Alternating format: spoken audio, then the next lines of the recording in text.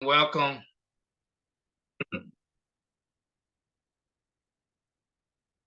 Welcome, welcome, welcome.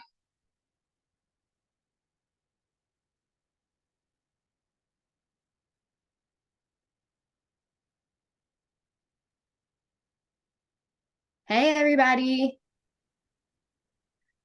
Thank you guys for being pretty prompt. Appreciate you. I think we're keeping this just at an hour. So Andre, is that right? We're keeping this at an hour, right? That's right. We have Okay. an hour. I have to pick up the youngins from school. We have to do some homework, some mentorship, and some counseling, and some one-on-one time with the wife. Praise the Lord.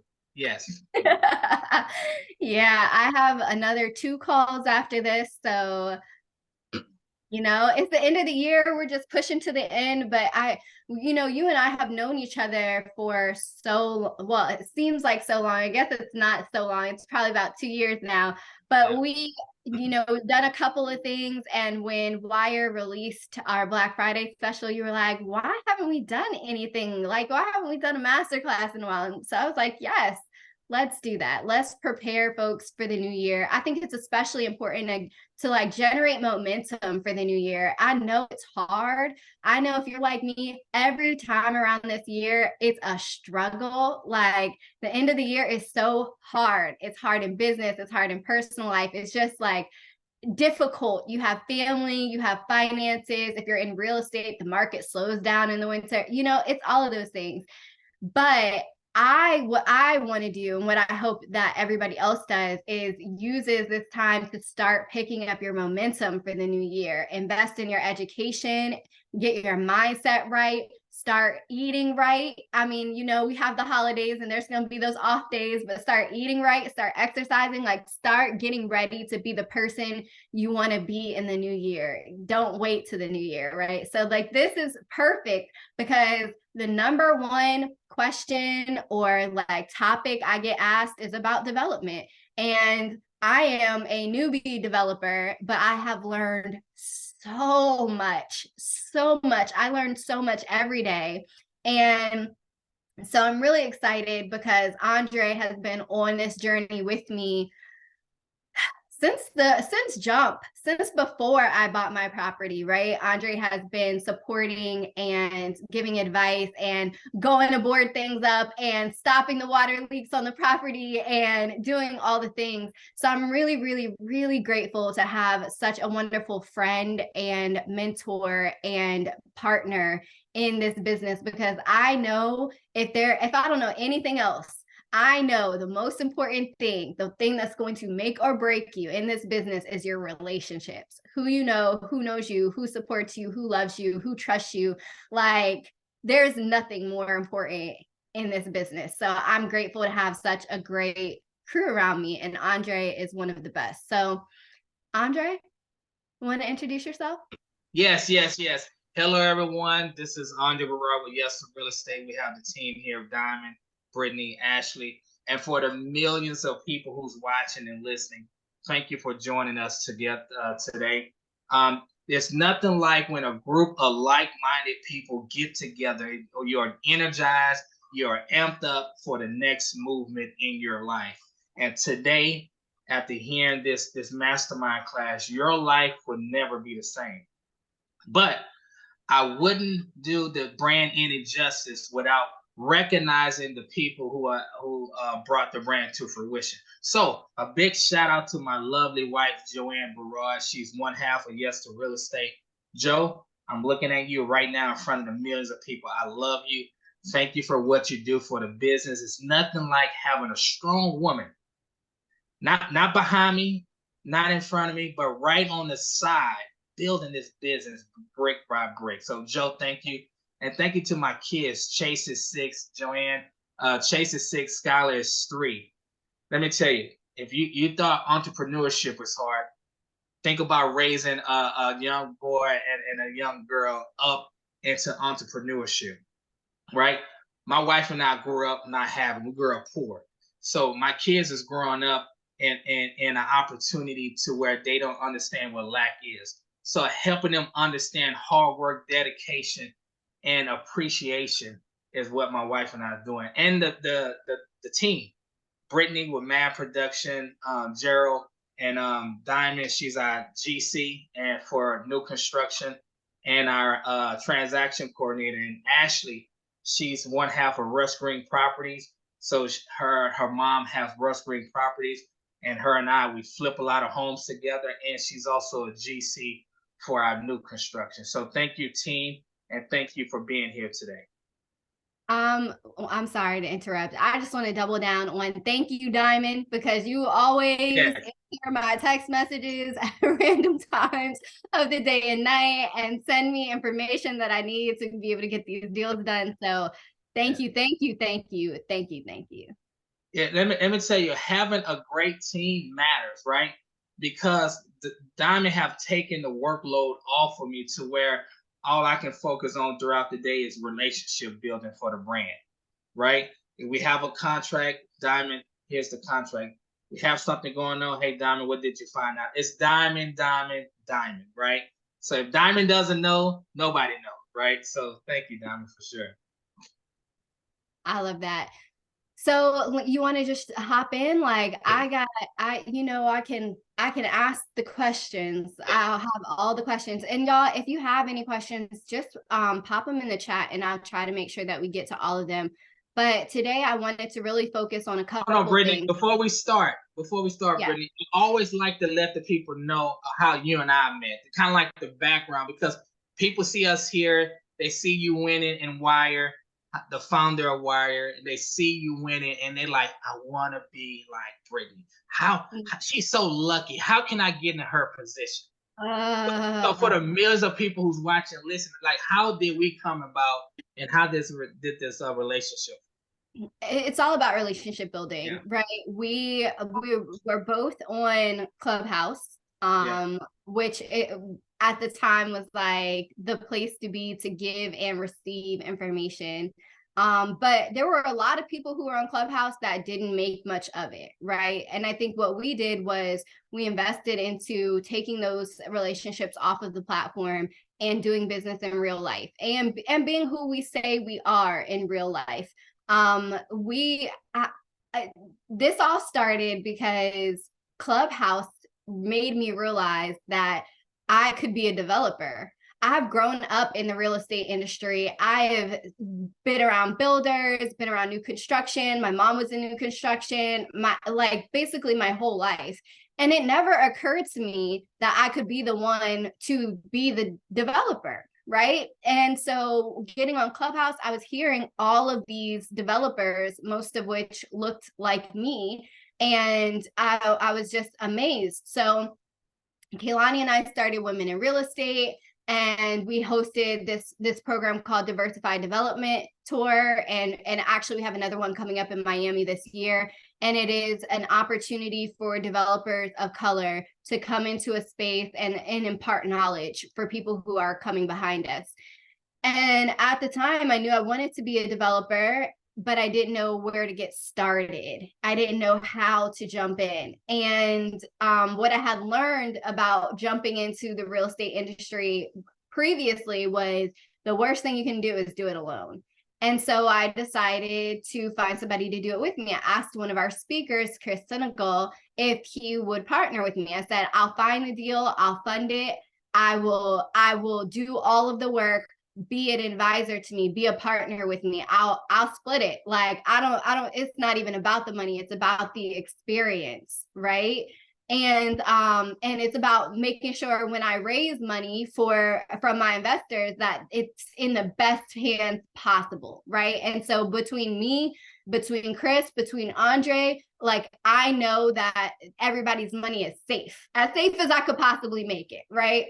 And so Chris was like, okay, fine. So I found this deal on the MLS. I negotiated it. Chris helped me. And I came down and we're kind of like touring the city, touring projects, et cetera, et cetera. And we pull up to Andre's project. And Chris is like, oh, Andre, are you around the corner or whatever? Are you nearby? And he pulled up and we walked through the homes that he was working on. And you can tell a lot by a construction site. You can tell a lot about a project, about a builder by the construction site. And his construction site was amazing. and he knew everything he needed to know, upwards, downwards, backwards, and sideways. And we just clicked. Like, you're good people. And so we, from that moment on, we stayed consistent about staying in touch. If I need anything, I always call you first. If I have questions, I always call you first, you know, all of the things. And it has just blossomed into this really powerful partnership. So as you hear what we talk about tonight, just remember that this will be you one day, where you're looking to grow your development company and you're looking to add people to your team, and you're looking to what qualities are you looking in another individual to bring onto your team. So that was very crucial. Thank you, Brittany. Thank you. Thank you for the opportunity to share. I'm so used to asking the questions. I never really talk about my side of things. So it's interesting to be in this spot. So the things I wanted to get into today is like finding a deal, evaluating a deal, the tiny home project you have going on that you're completing currently. And what are the challenges, the bumps in the roads that we should all be looking out for and how to overcome them. So Andre and I both work with an architect named Garland, who is phenomenal. I was on the phone with him for about an hour this morning, troubleshooting issues. And I'm telling you, this development thing, it's not for the weak, okay? There's a new problem every day. If you're not prepared mentally to handle that, and you don't have a team that can handle that, you are not in a good position. So Garland and I, we are trying to establish the highest and best use of this property now that the guidelines for Houston has changed. We are moving into a new era of new construction in Houston. And so let's start there. Let's start there, and then let's backtrack to finding a deal and deal evaluation. But let's talk about these guidelines a little bit. The new ordinance, the Livable Places ordinance, is a game changer for Houston. If y'all saw my social media, I stitched a reel, and Andre and MG, the mortgage guy, were talking about how this ordinance might pass. Well, now it has passed, and that has had real implications, including, there's a lot of implications. And I feel like they just now, maybe in the last 2 weeks, have really like gotten all the guidelines ironed out and are implementing them now. But Andre, do you want to elaborate on what this has meant for new construction in Houston? Yes. So typically in Houston and the restriction area, predominantly you're going to see duplexes and front loaders, right? A 5,000 square foot house, you see a lot replatted into 2 townhomes, right? But now, because of this livable place ordinance, it's now pretty much you can put more on land, right? The city is saying, hey, look, we're going to adjust what we're looking for, so now we can put more home on less land. For example, for a 5,000 square foot lot, you can put a 4-unit apartment complex on it now. At first, you couldn't do it because it's considered with the city commercial, right? But now with the whole livable ordinance, they are allowing you to go with that just because of the lot size of putting a 4-plex on there. So that is a game changer, because now most people was putting duplexes on a 5,000 square foot lot. Now you can do a 4-unit. And now you took a property from $450,000 to close to $1 million in value just because of adding another 2 units, right? Along with that is what you call the courtyard place, right? To where the city is pushing for more walkable, livable community, right? So imagine a courtyard with town cottage homes around the courtyard, to where you can just pull up and then walk to your home through a green space. So the city is pushing for more of that as well. And I've learned is that if the city is looking for something, the best thing to do is just to get in line with what the city is looking for to maximize your return and to create a great product. 100%. It's been really good, I think, for the future of Houston and for wealth generation. I know that the there's a boogeyman that's in every revitalizing community, and that's gentrification, right? And as someone who believes so strongly in eliminating the wealth gap, that's always a concern. How are we building our communities better and making sure that we are also socially responsible? And I think that this might be a great tool. It can help us build more affordable product. It can help us build affordable housing that can be rental property, as well as building equity for homeowners. And it's not a perfect solution, but it's definitely going in the right direction. I think one of the things that people really miss out on, and I'm not gonna spend too much time on this point because I know we have some more technical questions that we want to get into, but economic diversity in a community is how we revitalize communities. It cannot be all $1 million homes, because then, number one, socially, we don't give people the opportunity to interact across socioeconomic lines, which is one of the biggest indicators of socioeconomic improvement. And number two, you need tax revenue to support all the services that are happening in an area, right? So you need, if you live in $100,000 home and a $1 million home down the street is built, that's really supporting you and helping you, as long as we can keep the taxes in line. So I think that's just like one of the reasons why I really love this work, is because it provides us an opportunity to grow communities, not just build houses. So there's a couple of more technical questions, or there is well, okay, hold on. Because we're already on this subject, I'm going to answer Andrew's question, and then we will go up and answer Abdul's question. So Andrew said, what would be your ideal play with the 4 unit? Because currently I see 4 units would be 2 1s or 1 1s, which would make them individually cheaper to sell individually or less attractive for bigger families. I'm torn between duplex with more space and bedrooms, or a 4 unit with less space / bedrooms but higher resale value. I think so. First of all, I'm really bad at reading questions out loud and understanding what you're asking, so I apologize if this is not what you're asking, but I think it all comes down to the comps. What is selling in your area? And it comes down to your neighborhood. Is your neighborhood designed to be family oriented, or is it designed, like, is your target market young professionals? Because those are very different things.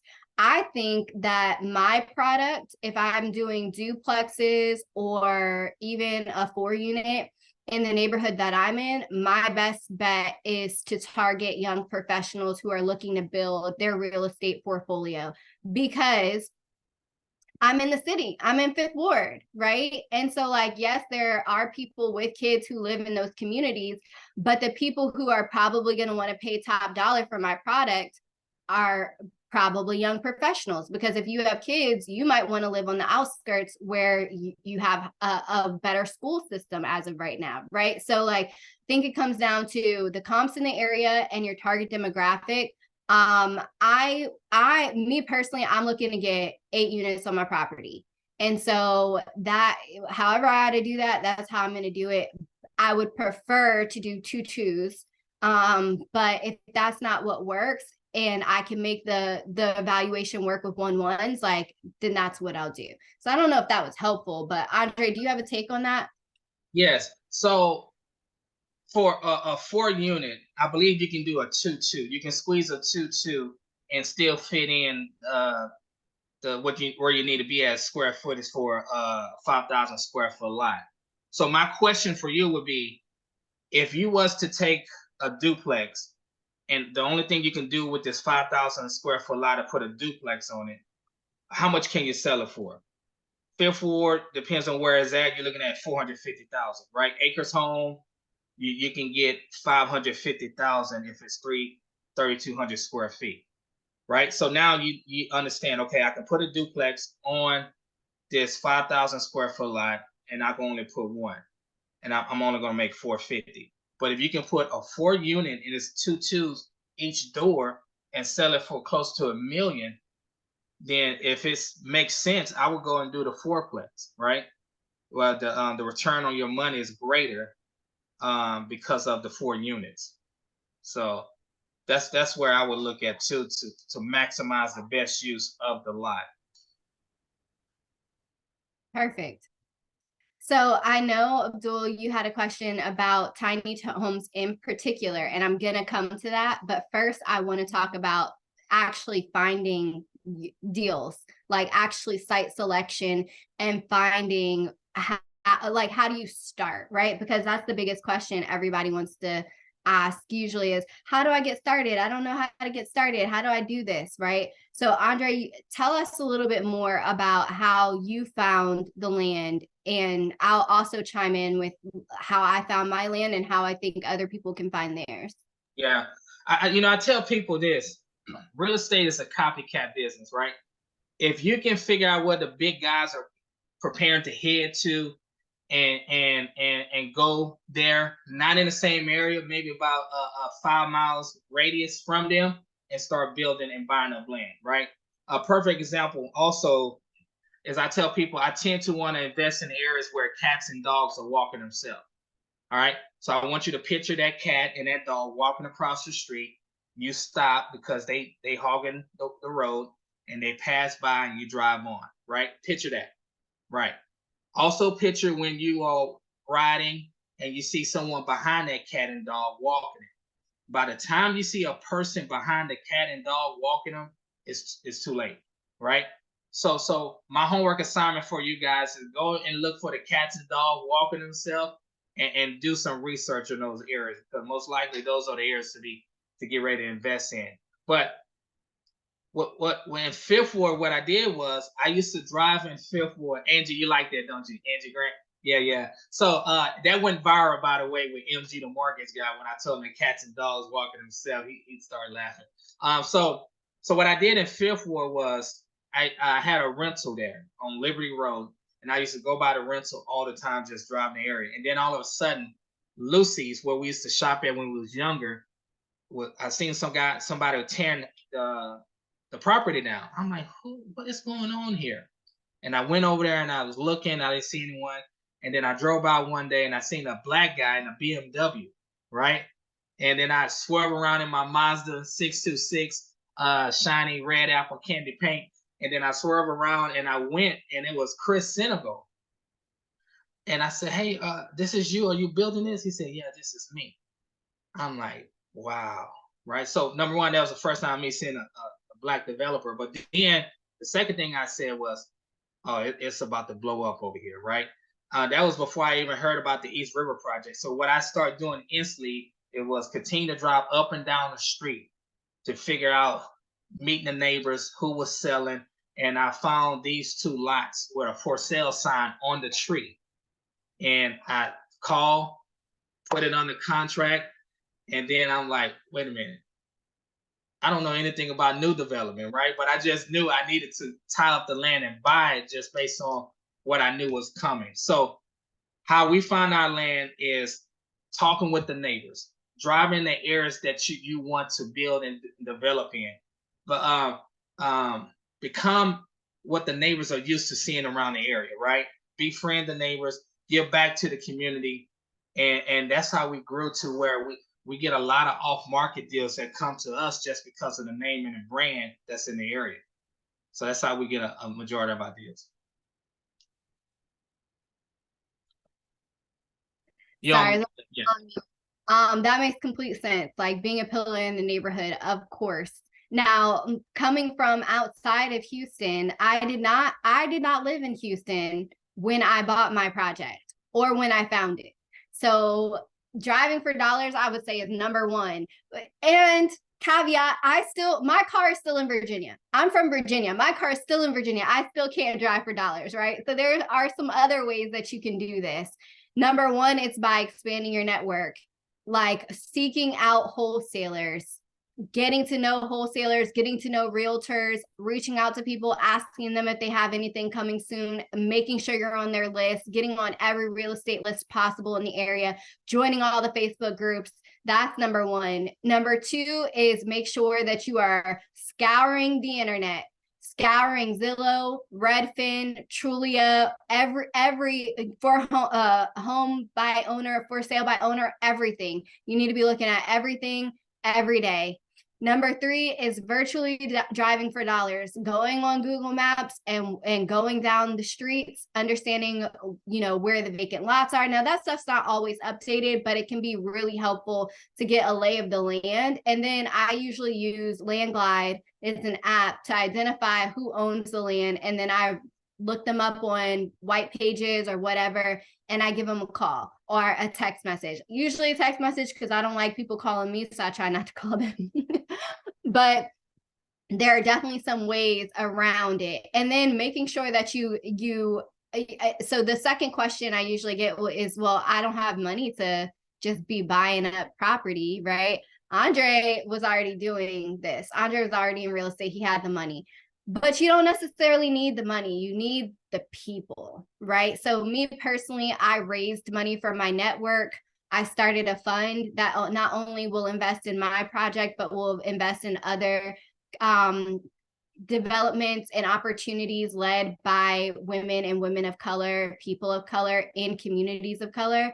And so that was my investment thesis, and people wanted to do that work and wanted to make great returns on their money because it's getting eaten up by inflation in the bank. So they invested with me. You might not have the experience or you might not have the network to do that. The other thing you can do is partner. A lot of these wholesalers know the investors in the area, or you can look up the new construction that's being done in the area and identify people who have done that work. Call them and ask them if they're willing to partner, if they're willing to invest with you, right? So those are just a couple of ways that you can get around two of the biggest challenges of entering development. Andre, do you have anything to add before we move into tiny homes in particular? No, you hit it right on the dot. A partnership is crucial. So one of my partners, Ashley, she's amazing with finding deals. Amazing, right? And I'm not that amazing. I know what my strengths are, and I tend to just focus on that. But she is amazing with finding deals. And so her and I partner. Hey, look, Ashley, you are amazing with finding deals. Let me find the money. You bring the deals in when it comes to land and flips and rehabs, and let's keep moving, right? And then I partnered with Diamond. Hey, Diamond, can you oversee these new construction properties, right? And I continue to go out and get deals, and you oversee, you be the GC for the new construction, right? So partnership is crucial, especially when you come into something where you don't have the intellectual property or the connections, but partnership your way to the top. So that's what we like to do. Absolutely. So let's talk about the tiny home community that you are just now completing. Very exciting product. Can you lay out for us how big is the lot, how many homes you were able to put on that lot? What made you want to do this in this way, this business model, and any of the numbers that you're comfortable with sharing? Absolutely. I'm comfortable sharing all the juices, right? So the people who are here today, you're gonna know all my business, okay? So it's 15,510 square feet. It's a lot, corner lot. And so our original purpose was to continue to put townhomes on it. We built 4 just next door, and we was gonna put, I believe, 6. 6, that's right. And then we start thinking like, man, can we squeeze some more? What else can we do, girl? And how can we turn it? And so while we in the process of working on that Charmin, finishing that up, we also trying to figure out what exactly we're going to put on this lot. And then the whisper came that the city was going to change, do some changes with the ordinance, and it's going to be favorable for developers, and to where you can make smaller homes and maximize the lots. And so we kind of just put everything on pause until we heard back from this, right? And so when it came down the pipeline that it was a possibility it was going to pass, it kept going back to get revised, come forth, and it was kind of shaky. And then finally it passed, right? But the great thing I want to challenge everyone on here is to have provision, right? The provision to, hey, what's the possibility of what I can do with this lot, right? You want to look at worst case scenario. If it doesn't work out, what is option B? And the great thing about it is that having an architect who's also a builder matters. So we was able to just figure out what is the best use, and that's where we came up with the courtyard um, courtyard division. We call it the yes, what you call it? I forget the name of it, but it's the courtyard of 9 townhomes that we are building, and I is super excited about it. So Wait, I have questions. Yes. So, how you might have said it and I missed it. How large is the lot? The lot is 15,510 square feet. Okay, and then you are subdividing it, correct?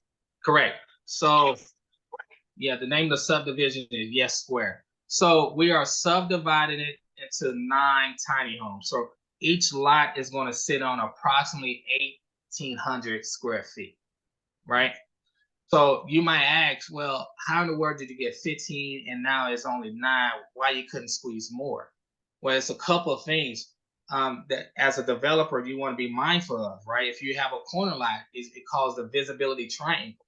That takes around 15 to 20 feet of the corner of your property.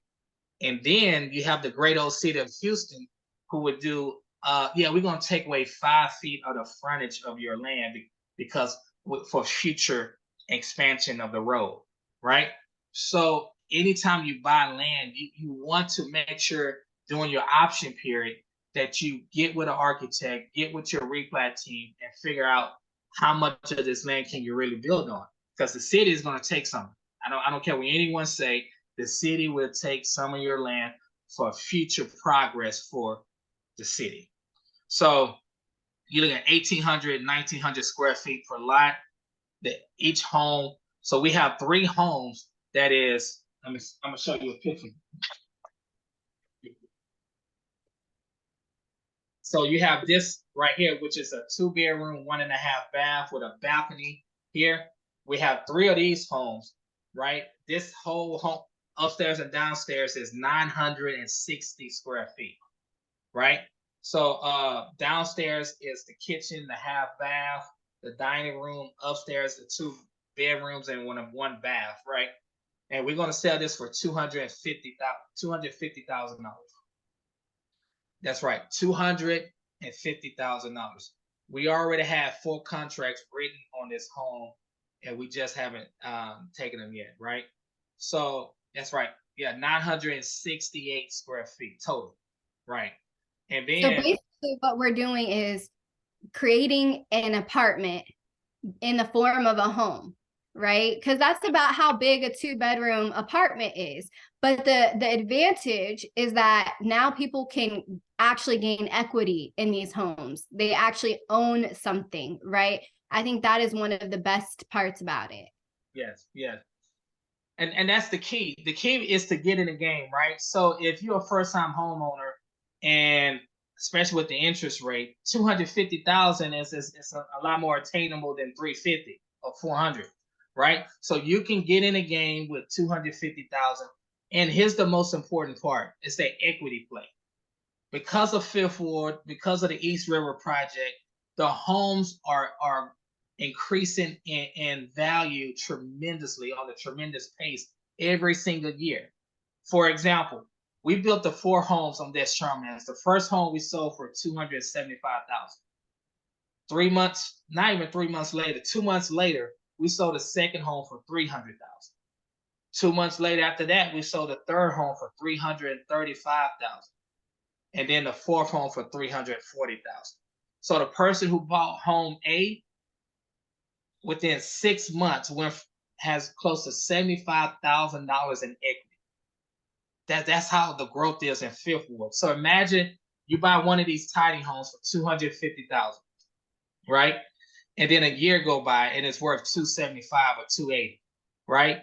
And now before you look around, your project has went up $100,000 in equity just because of the East River project is in phase 3. The lot across from you is building 3 stories. Like the transition of the neighborhood. The key in the game is getting in early, ride a wave of appreciation, and own what you have. I don't care how small it is, it's yours. Own what you have so you can transfer their wealth from generation to generation. So these three homes all have balconies for 250,000. These are 2 bedrooms, 1.5 bath. And then we have the courtyard right here. The courtyard subdivision here, to where you come in your gated community, you park your car, and then you walk towards your home here, your home there, and all right here is benches, grass, trees, as far as the courtyard home field. And then these are 2 bedroom, 2.5 bath, also 960 square feet. So now this is a gated community. It's going to be a deed restriction community and an HOA community, right? So what that does for the end buyer, it gives them a sense of ownership, and also it holds the neighbors accountable because it is a gated community. So how do we make sure that the upkeep of the grass is taken care of? How do we make sure that the driveways doesn't have potholes? And how do we make sure there's some accountabilities for our next door neighbor as well? And another thing about the yes community here is that it's going to be investor friendly, right? So short-term rental, long-term rental, it's going to be welcome. And anytime you have ownership, you can dictate and control what goes on. So yes square is the next hot thing here in Houston. I love that. And I love that design. And it's definitely an inspiration for what I'm doing. And I've sent that to all of my investors, like the original plans, actually, like the plans that you were building when I first acquired my property, like you were the blueprint, you're my blueprint, you're my builder, it makes sense. So I'm really excited to continue to watch that business model and that construction model take place. I know Abdul has been waiting for us to get to this answer. But before you bring them in, let me let the people know what is our return on value for building these, because I want you guys to know that it's money in this thing. Okay, so you're looking at, for me being the GC, Diamond, Ashley being the GC builders, everything is in-house, right? So for us to oversee the project, you're looking at $95 to $100 per square foot to build these things, right? Anybody got a calculator? We about to do some homework right quick. Get your calculator out right quick. That's right. We're about to do some numbers. We're about to do some numbers here. All right. So if we're looking at $95 per square foot, and these are 960, right? That's $91,200. Right? You know what? Let's just round it up to $100 to build these things, right? $100 times 960, that's $96,000 at $100 per square foot, turnkey, to build the townhome. I'm talking about the fence around. I'm talking about the courtyard, the electric gate, all of that, $100, right? So that's $96,000, right? And then you do minus $250,000 sales price. You're looking at $154,000. Right? So let's minus the soft cost stage. We spend around $30,000 on soft costs, right? But you do that $30,000 minus the 9 homes, right? And then that's minus the infrastructure and things like that, and the realtor fees. So that $154,000 after fees per home, let's bring it down to about $140,000, right? $140,000. You're paying $14,000. Let's do 135,000, right? And just say the fees for per home is $20,000. So you're looking at $135,000 per tiny home, right? Yes, land cost is up in there as well, right? So per tiny home, right? So we bought this lot 2-3 years ago for $115,000. Crazy. We can sell this lot for $350 now, right? So you're looking at $135,000 profit per tiny home. And then you do that times 9. Let's do 130,000 times 9. That's $1.1 million, $1.17 million profit. So the question is, why aren't many people doing tiny homes? Well, because it's new, right? It's just coming out. But I'm telling you, once this hit the MLS of me selling these for 250 and everybody have a comp for them, it's game over. It is game over. So it's definitely an opportunity with these tiny homes. If you have a 10,000 square foot lot, a 15,000 square foot lot, you definitely want to tap in, Brittany. Love it. Now, so now that we're on the topic of construction and cost, Abdul had asked, how are you constructing the tiny homes? Are you doing manufactured, stick built, and why? I'm doing stick built. Stick built. I mean, lumber costs for these tiny homes is very minimal. You know, lumber prices have come down tremendously. So the time to build is now, right? Especially before 2024 when the interest rate's supposed to come down again. But yes, it's about to be crazy. Yeah, it's gonna be crazy again, right? So we're doing stick built. That's the only route that I know now. I don't have the intellectual property of any other way of building outside of stick built. So that's why we're going that route. Perfect. And then Angie asked, when you buy the land, can you talk about how the financing works?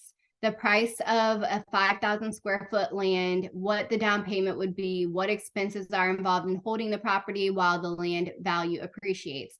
This is a loaded question. And you know what? So my securities attorney, his favorite thing to say has become my favorite thing to say, and it depends. Like, everything is variable in real estate. Like, I'll pass this to you first, Andre, and then I'll put my thoughts in there. But my deal was fairly unique, and I think every deal is different. So go ahead, tell us about how you were able to acquire this property, if you used any financing, do you plan on using any financing for the construction, et cetera, et cetera? No, great question. So we bought this Charmander through Stellar Finance, which is an amazing tool, right? Because anytime you are buying this property from an individual who doesn't know what they have, you can get favorable terms. So we had terms of 7 years, 4% interest rate. So we're looking real good now, right? With the interest rates of 7 and 8, we was able to get 4. But here's another thing that I want you to understand when it comes to seller financing that we almost dropped the ball on. So anytime you sell a financed a lot, you're the owner, but if you're going to replat this lot, you have to go back to your deed holder to get permission to replat this lot, right? So everybody's going to want to get the deed holder the first lien holder to sign off on this replat, right? Because the reason why is because they gave you a loan on the whole lot, not these individuals' lot. So when I went back to the lien holder, he said, "Oh, you did want to replat. Oh, you need my permission. Yeah, I let you do it. $3,000. I'm like, what you mean 3,000? Yeah, $3,000. We'll sign a paper and let you replat it. But I'm like, I own it. Yeah, not really, right? So we had to pay him $3,000 per lot, which was a total of 4 lots, right? So that it could have been bad, because what if he would have said no? He had every right to say no. It would hinder the whole new construction, and then we'll be in court over this whole thing. So seller financing is a great tool, but when you start preparing to get ready to build and replat, try to buy them out cash, get rid of them to where you have ownership, or go to a traditional lender who will allow you to replat the lot to individuals' lots. And make sure you ask them, I'm planning on replanting this lot, and I'm planning on turning these lots and putting homes on them. Would you sign off on each individual lot and giving me a clear deed and permission to do this? Because if you do it and say, well, I'll talk with them later, and they tell you no, it's going to hold up everything. And this thing could have cost us thousands of dollars, held up our project, all because of not having the knowledge. The game I just gave you now is worth millions of dollars, right? So that's what seller financing. That's what we did for the 2 lots. Now, For the first one, we did cash. We built the house cash, our own cash. We built it. Now the tiny homes, what we're doing is this: we have it under seller finance, but we get ready to turn into traditional lending, right? With a bank who's okay with us replatting, right? Pulling out that initial equity because we have $200,000 of equity in the land. We're gonna pull it out, use some of those funds for the soft cost stage, right? And then the rest of the funds we have for ourselves just from owning the land. And then once the bank has first lien on the land, then we go through the replat, we go through the process of using hard money to build these homes out. So our plan is to build 2 homes with hard money. Once we build it with hard money, we got it done. Now we have enough equity to figure out if we want to continue with hard money, bring in some private lenders, or just use our own funds to continue to build this thing just because it's so cheap to build because of the square footage of the home. So those are some options that we're doing. That's perfect. And we have about 10 minutes left. I want to warn anyone who is on this call. I looked at most of your profiles to this, like I had a questionnaire. It said, do you want to be an active investor, passive investor, et cetera, et cetera? Are you a beginner? And a lot of people are beginners. And I want to warn you that when I was first hearing these types of conversations, it took me a few times hearing it to fully understand all of the options, all of the terminology, how people were moving things around, how they were making deals work. So if you're a very beginner and you don't quite understand everything that is going on, that is okay. You're going to hear it enough times. You're going to start to see it. You're going to start to figure it out. And it's like a puzzle. It starts to click. So I just want to give y'all a heads up because then there's another question. So, and Angie, I was actually thinking the same thing. Can you get their permission for the replat in the beginning when you agree to the sale? So Andre is also a realtor. So I'm not a realtor in Texas, so I don't know the answer to this question. But theoretically, you can put anything you want in your contract. You can say whatever you want in a contract as long as everybody agrees to it. So Andre, is that a workaround to have a contract that has permission for you to replat? With the person who's selling financing, yes.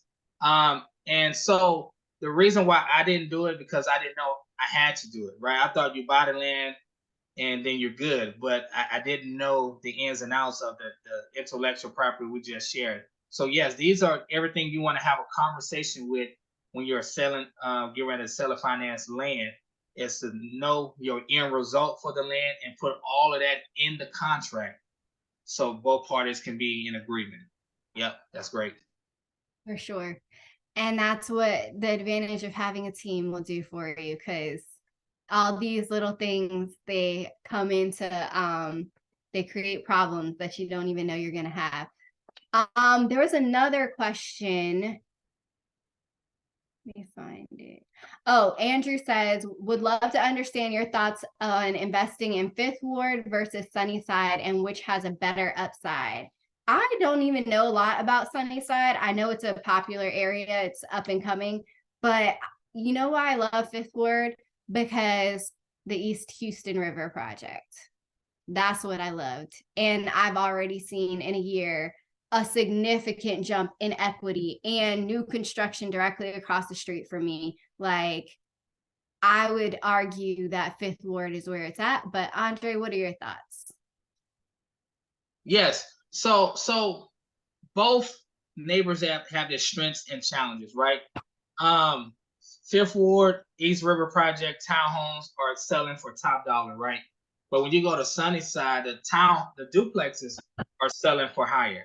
And you have more duplexes popping up and getting top dollar for the duplexes, right? So in Fifth Ward, the duplexes are going for about $450. South Park, they can go up to $550, $575.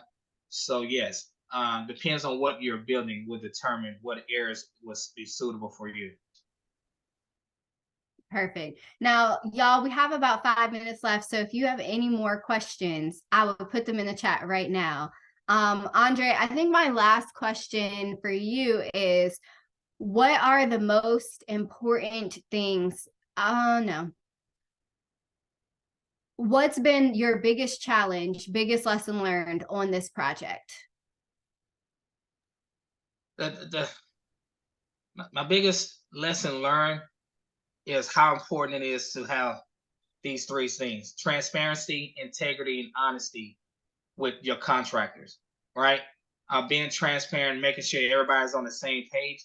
But man, having a great team and people who pay attention, and making sure that if you don't know, you say it and don't be ashamed to say it, but also get the answer from someone who knows what they're doing and have the social proof to help you to get out of what you're doing.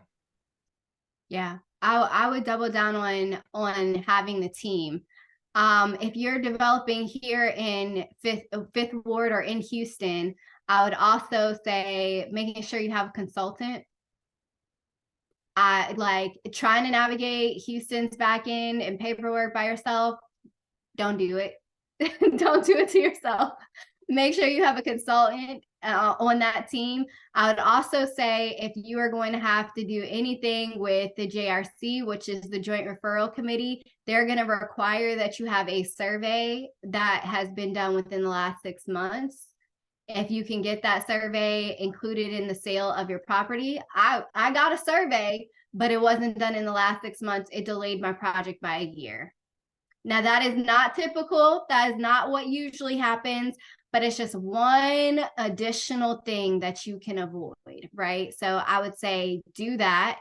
And I would say get in these rooms, have these conversations, get to know these folks, hear these stories, because the biggest thing I've learned is like, for example, my consultant been in the game 20 years, worked for the city of Houston. She's never ran into the problem that I ran into with the survey, right?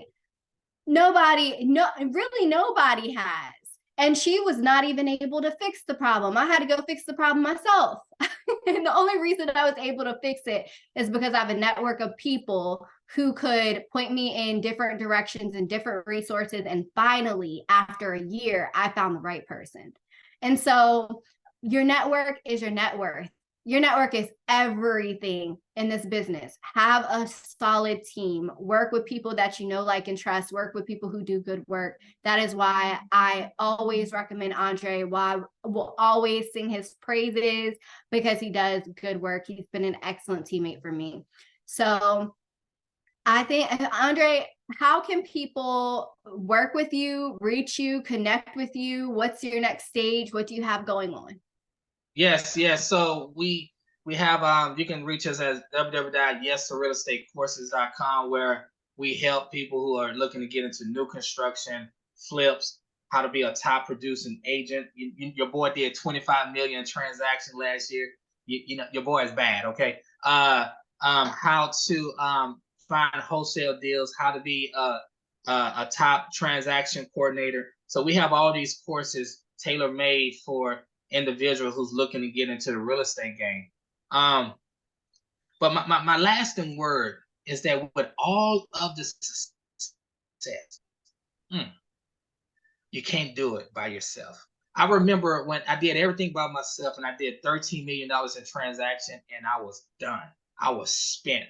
It was done. But as soon as I incorporated a team, I did less work and accomplished so much more. Yes, I'm talking to you. You see, you're in a season where you get ready to elevate and go to the next level, and the Lord is telling you to let go.